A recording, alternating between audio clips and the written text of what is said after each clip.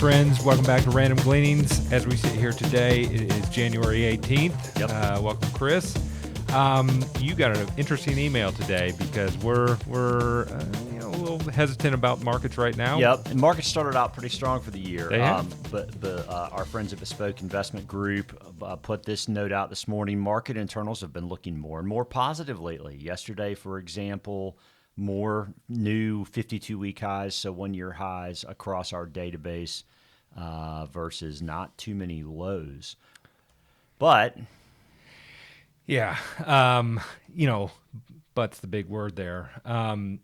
Jurian Timmer is someone that I've started to follow on LinkedIn. You can find him there. Again, he is the global macro head for Fidelity Investments. Yep. And so interesting guy, and you'll see him eat some fine meals and post pictures of that, as well as some really interesting charts. What he's saying right now is the market too optimistic? This kind of goes back to my notion or our notion last week in where we talked about what the Fed dot plot's saying and what the market's kind of saying as the future's there.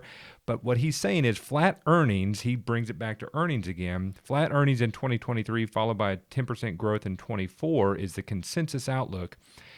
And ultimately that means, for things to get much better, 24's got to get really good looking. So look, anytime you get a positive trajectory turning into flat, it just makes me think, that's how you go negative. You have to go through flat. We've to get shown negative. those charts too. Yes. Right. Yeah. So last week he had another post where he talked about how accommodating the Fed was back in 20 and 21, which I think they've been beat up a bit about for being too accommodative for too long, which is what part of the problem was in causing the inflation.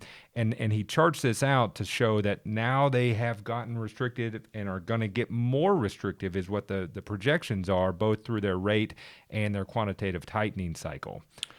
The market has said they're not going to be as restrictive, perhaps, as the dot plot says, but they've been consistent. I don't know why the market keeps just not believing that they're going to be consistent, especially with what we're going to show in a minute. I was going to say we've got something for that too. Right? The next chart, this is what he was talking about, was just the restrictive nature of. These are past cycles in the 80s and 90s and 2000s where they've gotten restrictive, and now we're restrictive again. Yeah. And then, adding more to the challenges ahead, this next chart, domestic manufacturing and services chart, shows what it's called the ISM number, and it's showing at a 50 level. The market or the economy is plugging away at neutral effectively. And if it's above 50, it's said to be that the market is expanding. And if it's below 50, the market is contracting or the economy is contracting. So ISM, manufacturing and services, just below 50. So that's slightly contracting. That it is. But again, as we've talked about trends, it's going in the wrong direction. It is going in the wrong direction. Right? And so, again, just another challenge ahead of us right now is, does that continue or does that just turn on a dime here? So what about savings and loans out there? Oof. I'm going to let you take this. Yeah, so personal savings rate is negative. Delinquency on credit cards and all commercial banks. And again, this is coming straight from the Fed. This is a St. Louis Fed chart. I didn't make this up. Delinquency on credit card loans and commercial banks, it's rising. It just is. If you look at the green line on this chart, revolving consumer credit-owned debt, basically it's at the highest level in the last 15 years. So you've got a negative savings rate, you've got delinquencies going up, and you've got more credit card debt. Credit card debt with lower savings and a higher interest rate. It's not a good formula. It's not a good formula. And, the crazy thing is, if you just go out and about in public now, it's amazing because the economy's good. Restaurants are not empty. No, they're not empty. The mall parking lot, which I don't understand at all, but it stays full. So yeah. It's odd. Yeah, there's plenty of spending that continues. So next picture, the Fed Whisperer posted on January 17th a missive from Mary Daly, the Fed governor out west, about how bond investors, and in fact stock investors, may not be exactly on the same page as the Fed and their inflation outlook. So I just wanted to read a couple points that Fed Governor Daly made. She said, "To be honest with you, I don't know quite why markets are so optimistic about inflation, but I think of them as priced for perfection. If goods price inflation goes down exactly as we project, et cetera, then you could achieve what markets have priced in. But policymakers in particular, we don't have the luxury of pricing for perfection because we have a price stability mandate."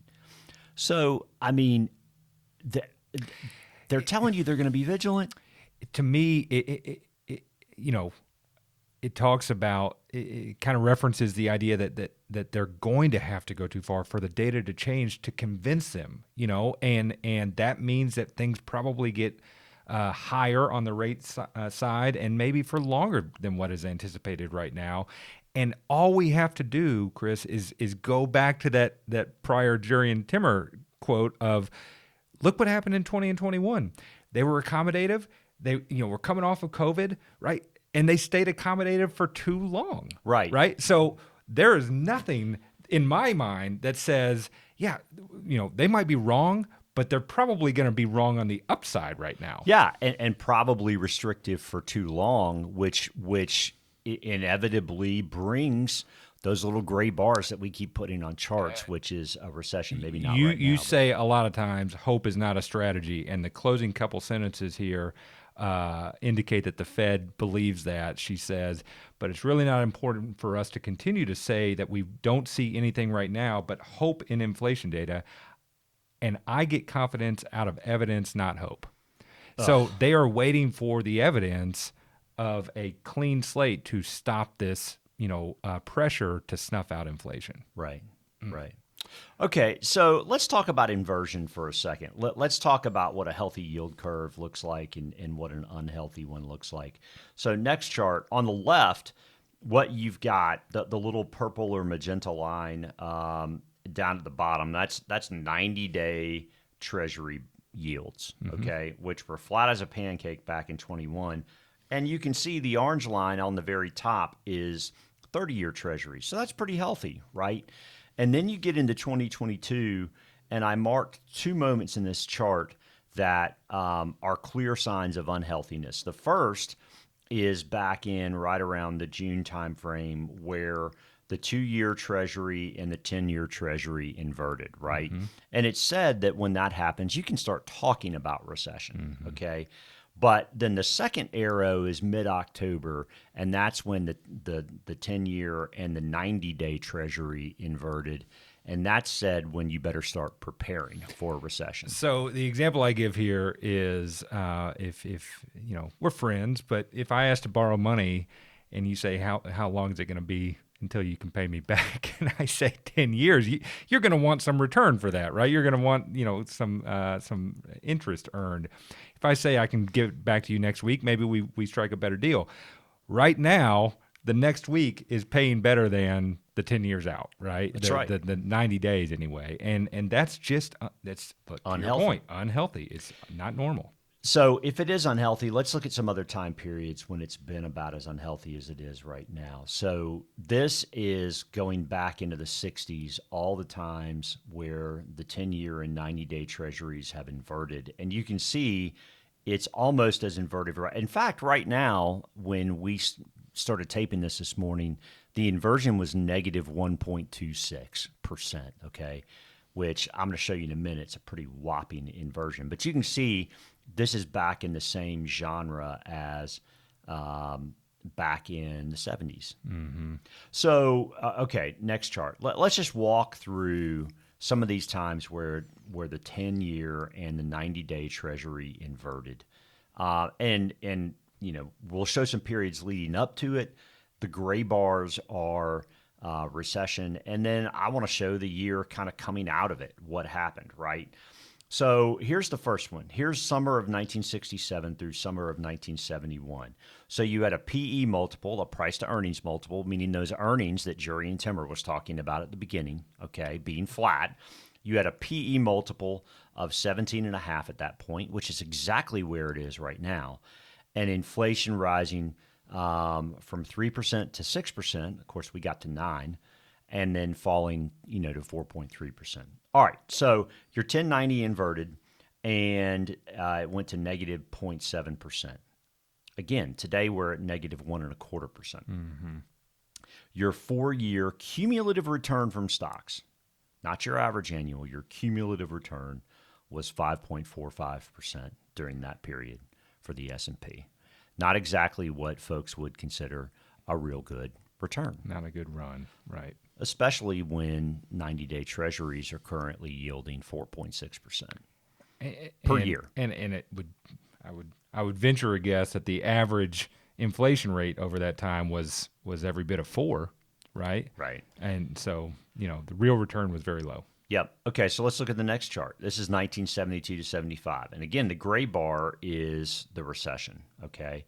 So the 10s and 90s inverted, and they got as low as negative 0.9%, okay? The 46-month cumulative return for stocks. And, by the way, 1975, the stock market was up. It was a pretty good year. The cumulative return during that time period was negative 15%. You had a PE of 18.2, and it fell quite a bit. Now, inflation went from 3.3 up to 11.1 on CPI, okay? We made it to what, 9.1, is that right? Okay, and it fell to 9% by 1975. Now, we're in the 6s, okay? So, yes, it's better than this scenario, right? But, stocks are still trading at 17.5 times earnings, and basically trading at, according to S&P estimates or analyst estimates for 2023, we're basically already trading at that price, or at least we hit it this morning. So not particularly positive. Let's look at 99 to 02 real quick. Next chart. Basically, you had a PE that was at 30 at that point. I mean, higher than we were this go around. We were at 21, 22 times earnings this go around. But you had inflation at sub 3.5%. Okay. So it would argue for higher PEs just based on the fact that, inflation was lower. But so you had a 1090 inversion that back in 2001 got down to negative 0.77%. And again, the nearly 3-year return for equities during that time period was negative 18. Not real good. Okay. All right. Final chart on this particular. This is this time period. So we had a PE multiple of roughly 21 times earnings. It's currently 17.5 times earnings. Inflation, consumer price index went to 9.1, and now it's dropping, which is good, okay? And we haven't had a recession, which is also good. Our 24.5 month, our 2-year, and then, call it 15 days into 2023, cumulative return during that time period is 6.6%, okay? So the question is, what's next? So as of yesterday, or as of Friday, the inversion was negative 1.18%. And as of today, it's negative 1.26%. Now, listen, I can't tell you why this one is more than the other ones were. I can't tell you if that means it's worse. I can't. But what I can say is it is. I mean, we see it's inverted. It's a big inversion. It's a historical level inversion. Yeah, that much is true. Which, again, I think the emphasis of all of this is: are we stock investors? Yeah, but are we nervous right here, based on the weight of the evidence? Yes. So here's the final chart for today. This is the S&P. And the red line going down is from January of last year.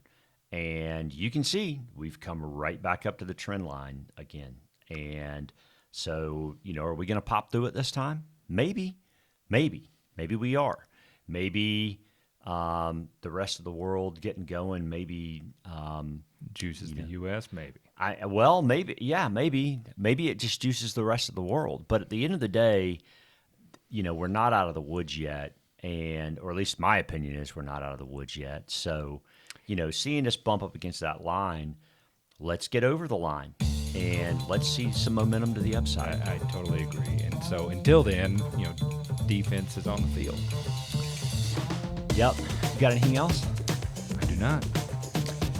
As always, thanks for watching. We're grateful to you. Please do hit subscribe if you want to know when we post. Click the bell, and you'll get a notification. Please share. It's going to be an interesting year. We'd love to see things get positive in a big way. But, it's our job to call them like we see them. And so we're going to continue to do that. Thanks as always. We'll see you next week.